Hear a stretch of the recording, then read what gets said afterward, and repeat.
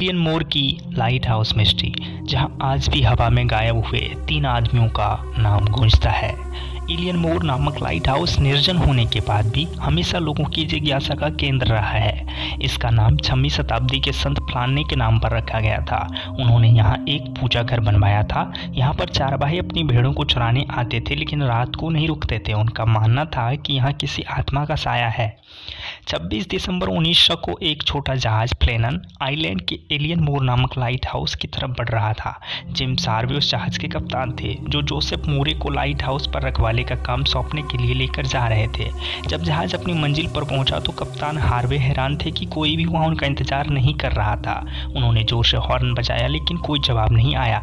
Joseph मोरे की जानकारी के अनुसार पुराने लाइट हाउस का काम करने वाले को छत के ऊपर होना चाहिए। लाइट हाउस में दरवाज़ा खुला पड़ा था और एक गर्म कोट लटका हुआ था। मोरे रसोई में गया तो उसे लगा जैसे कोई खाना बीच में ही छोड़कर भाग गया है।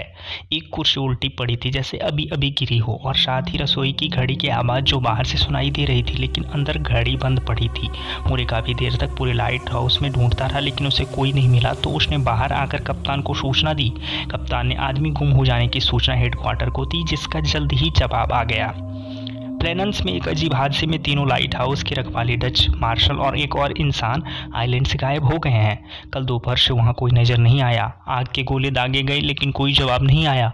मोरे की रिपोर्ट से पता चलता है कि यह हादसा 1 हफ्ता पहले हुआ है। वो शायद किसी तूफान का शिकार हुए होंगे।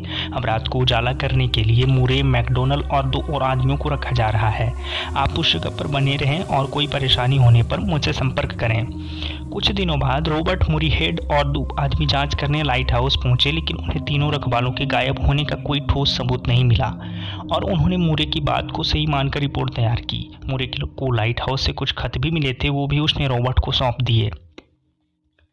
एक खत में मार्शल ने लिखा था कि वो 12 दिसंबर को आई तूफान से डरे हुए थे और ईश्वर से प्रार्थना कर रहे थे कि ये तूफान और न बढ़े, लेकिन तूफान बढ़ता जा रहा है।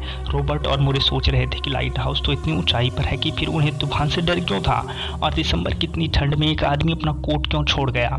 जांच से ये भी पता चला कि 12-13 दिसंबर को कोई तूफान नहीं आया था, और सबसे बड़ी बात, नियम के हिसाब से तीनों एक साथ यहाँ से नहीं जा सकते थे। किसी न किसी को तो लाइट हाउस पर रुकना चाहिए था। फिर ऐसा क्यों हुआ कि तीनों अचानक लाइट हाउस छोड़कर चले गए।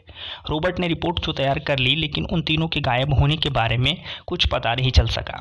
कई सालों तक लाइट हाउस से अजीब अजीब आवाज़ आने की रिपोर्ट आती रही। हवा के साथ उन तीनों लाइट हाउस के रखवालों का नाम हवा में गूंजता रहता था।